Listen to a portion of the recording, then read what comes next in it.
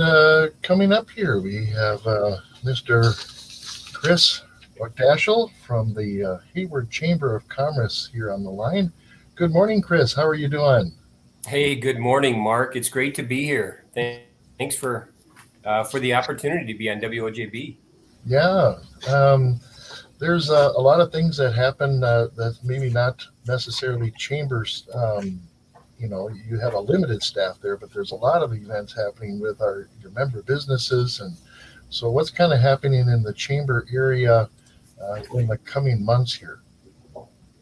Well, a lot, which is typical. I mean, that's our community for you, and there's always something in the hopper and just a lot of different activity when it comes to particularly business activity and events and things like that. You Hmm. know, One of the things though that's coming right up in just a matter of a couple of weeks is a career fair that we are co-sponsoring with Hayward High School. It's going to be at the Oh, Hayward High School Gymnasium. It's on hmm. February 15th. That's a Wednesday, and it's from 1:30 to 3:30 on that day.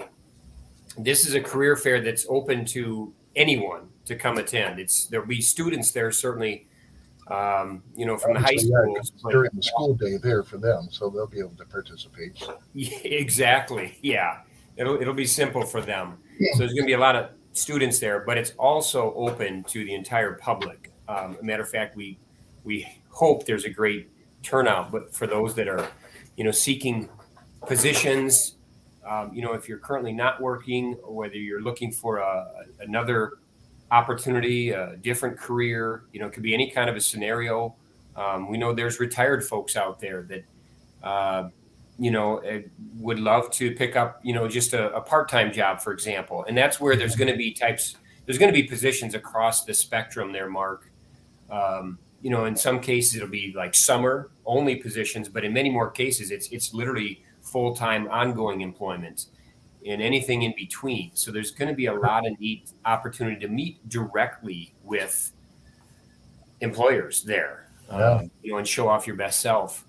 Do you have some of the names of the employers that have registered? Do you know off the top of your head, or do you have a list there? What I don't have the specific names just yet. I know the high because you register through the high school, but I can tell you Oh, there's upwards of 30 different businesses. Just I've been working with Julie Thompson Zub at the high school, and I know there's over 30 businesses actually already signed up. So there's going to be, and it's a very cool. diversity of businesses I can tell you from throughout the area. Hmm. Uh, So that's so coming up. Would you say February 11th, nope, actually February 15th. 15th? It's That's hard for me again. to read the small print. Yeah, you got it. I'm glad that you double checked. It's February 15th. That's a Wednesday. It's 1:30 to 3:30. The public is very welcome. Matter of fact, we want everybody to come that wants to have a chance to meet with our area businesses there. Sure. Matter of fact, and I stand corrected, I just looked up the latest update. There's actually 40 different businesses that are going to be there. Oh, Um, very cool. Okay. so again, you can just imagine the diversity of opportunities that are there. One other thing, Mark, I like to mention as well is at any given day on our chamber's website, haywardareachamber.com, we do have a job board on our website as well for anybody that Okay. wants to go, and we invite all of our members that have openings to let us know what those are, give us the details, tell us how somebody can apply and who to contact. Yep, if you go to the About the Area tab, well, you're already there, aren't you? Yeah, Yeah. perfect. Just looking at it here. And you can see that we have it categorized. In each one of those categories, there's going to be openings. Um, and the list is pretty long. I can tell you right now. There's a lot of opportunity out there for somebody. Okay. Um, Yeah. so we definitely encourage folks to check that out at any given time. That will be there. Sure. All right. What else is you got something coming up now? It's a little early to think of Muskie Fest, but you have a little competition that's being offered. We do have a little competition. It's our Muskie Fest logo contest, and yeah, you've got the last year's logo up on the screen. So we're anxiously awaiting artwork submissions for this year's logo. We've already received some, and here's how this works. For those that aren't aware, the public is invited to submit artwork. Anybody, whether you're a professional artist or whether you're just an amateur wanting to, you love Muskie Fest and you want to have your chance for your artwork to be on our T-shirts and the official Muskie Fest logo, anybody is welcome to submit artwork to our office. And the deadline is coming up. It's this Friday, February 3rd. Yeah. So this is timely, and one of the reasons I loved being on here this morning to be able to put that word out there. The theme this year, Mark, is Wishin' I Was Fishin'. And thanks for putting the information up there on the screen. But we think it's a pretty catchy theme as selected by our board of directors. Wishin' I Was Fishin'. So you want to create artwork around that theme that you think will match with that. You just had some of the details up there. That artwork can be submitted to Brianna at haywardareachamber.com. Or you can drop it off here in our Hayward Information Center by Friday also. The winner will have a chance to ride in our Muskie Fest parade. We always like to honor them that way. $100 in chamber bucks will be also given, of course, to the winner, and some other memorabilia and things like that. And just the chance to be a part of really history. This year is the 73rd Muskie Festival. Wow. And we've had great logos in the past, and this is a big part of it, frankly, is the logo contest. Okay. I should mention too, Mark, Muskie Fest itself is June 23rd through the 25th. So please mark your calendars now for that. Downtown Hayward. Very cool. All right. Back to our chillier months. We got something coming up this February. And I've announced this event, and I've told people you could be the most experienced cross-country skier in the world. But when you have 5 other people sharing a ski, that takes a little more coordination. Boy, you nailed it. It does. I had a chance for the first time. It's maybe going back 4 to 5 years ago now, when I tried it with a group of we were a team of 6. Yeah. Wow, it is challenging, literally, just to stay up. That's why it's pretty amazing in watching it. Some of these teams really have things dialed. The team on your screen right there, for example, the Nimrods, who has won it many, many years. It is difficult. The whole idea is it's just a lot of fun. I mean, if you have not seen this event, or if you have, we have people that come back each year. It's just loads of laughs. I mean, it's fun for the participants, even though they're falling down and stuff like that, all over one another. I know it's fun for them, but it's probably even more enjoyable for the spectators that line Main Street. It's, again, guaranteed laughs. That part I can absolutely guarantee. And that's going to be the Thursday of Berkey Week is when that occurs, starting at 5 o'clock. It's not too late for folks if they want to register a team. You actually go to Berkey.com. You'll find the registration there. We work, obviously, in conjunction with the Berkey. They're the ones that provide the 25-foot-long giant skis. But we're just really happy to be able to be a part of the event and put this on for anybody that's interested. Sure. That's really cool. I've watched it many times. I've never participated because I don't want to break an ankle or a leg, but no one's ever been harmed in these things, right? This is not that dangerous. Not that I've heard of, and that's the good thing. You're not falling from too far. I mean, there's a lot of folks that end up falling down, of course, but you're not falling from too far. And the snow tends to be a pretty nice landing. So right. Dear. Well, then what else did you have on I don't have your list in front of me. What was next on the list to talk about? Yeah, well, one of the things I can share with the group is I'm excited to go down with a group of about 35 others from a 4-county area to what's called our Heart of the North Legislative Days. And what this is we've got representatives. It can be business folks, Chamber of Commerce representatives, economic development representatives from a 4-county area, Barron, Rusk, Washburn, and Sawyer County. And also there's great to share their students from the area that are going down. And this is a once-a-year opportunity in which we go down and meet with our state representatives to talk about issues that are important to us here in the North. We want to make sure, even folks sitting down in Madison, we're a different world up here. There's a diversity up here that's different from, say, the southern part of the state or other parts of the state. So we go there as a group to meet with representatives throughout the day. It can be anything from educational issues to transportation to natural resources. I'm actually a part and co-chair our tourism group. And as we all know, tourism is such a huge part of what we do here, a huge part of our local economies. So we're going down, and we're very lucky that we're going to be meeting with the Senate Committee on Ag and Tourism, as well as representatives from our state's tourism office.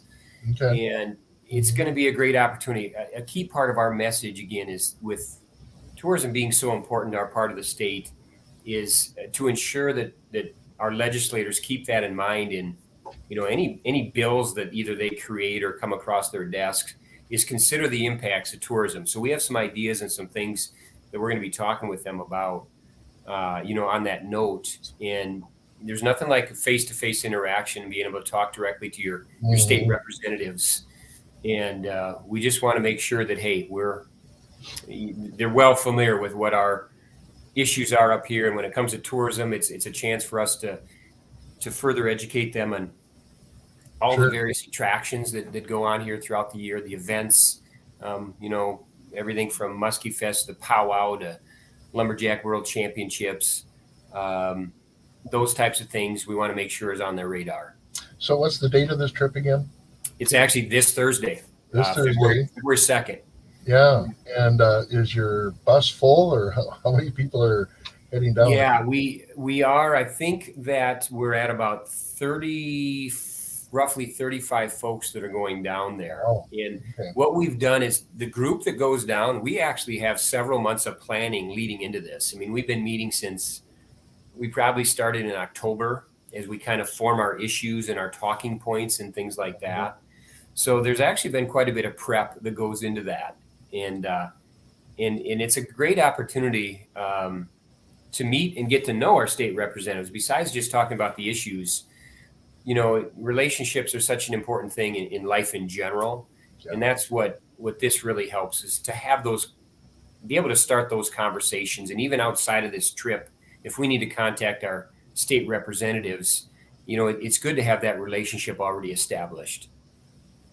Okay, very good. And I expect there'll be some sort of a summary report done either by you or maybe the Sawyer County LCO Economic Development Corporation will have. Yeah, there probably is even going to be a larger summary than that from our larger group in general. Ken Pearson of Northwest Regional Planning Commission is actually chairing the overall Heart of the North group this year. And, that's something that, we always have a recap. We'll get together as a group following the event as well to discuss and kind of share, because we're all, some of us are going different directions. So we'll want to compare notes of, hey, this is how our meeting with this representative or these representatives went, and that type of thing. So there'll be a recap as well. So let's talk about the board members of the Hayward Area Chamber of Commerce. What do you have representing now? And you you had your annual meeting or award ceremony a couple of weeks ago at what was that? The annual board was back in early November. The annual awards dinner, I should say, was back in November. Yeah. And that's where it was announced our new board members for the coming year. But more recently, at our January board meeting, we selected what we call our officers, our executive board. Okay. I'd like to be able to share who our full board members are. Go ahead. We have a 12-person board, by the way, at the chamber. And we have a rolling system that we think works really, really well, in which there are generally a third of our board is newly elected each year, and 2/3 of our board stays from the previous year. So it both accomplishes what we feel is continuity. We're not just starting from scratch each year, but yet there's also that opportunity for a new infusion of new ideas, new perspectives, which we feel is very important in an ever-changing world. As a chamber, we need to stay on top of that and have a diversity of perspectives from different kinds of businesses, different sectors and industries. So, as you have on the screen there, I can tell you that our board president this year is Susan Fibert of Franzen Bank and Trust. Our vice president is Jenny Strama of Superior Choice Credit Union. Anna Scar is our secretary from Hayward's Area Memorial Hospital, Water's Edge. Rob Decker from Don Johnson's Hayward Motors is our treasurer. Robin Stryker from Flat Creek Lodge and Restaurant is our member at large. That's the 5th member of the executive board. I also don't want to share, our other board members, which thanks for putting those up. Kathy Baker from Lakudere Ojibwe University, Robert Davis from North Lakes Co-op, the Senex specifically, Megan DeTrey, who's at Dairy Queen, Pete Fadness, Timberford at Hayward, Melissa Jordan at Anderson, Hager, and Moe. Melissa just coming off serving 2 consecutive years as our board president, which is the limit on the limit of how long somebody can serve as our president. We got Monica Johnson, a new board member from North Lakes Community Clinic, and finally Chad McCallum of Hayward Wesleyan Church. So I know I'm appreciative of our board and their service, all they do for the chamber and by extension then the community. And it's a great group to work with. We're here to serve our larger membership, and it's just very enjoyable to be able to work with a group like that. Yeah, very cool. Awesome. Well, is that it?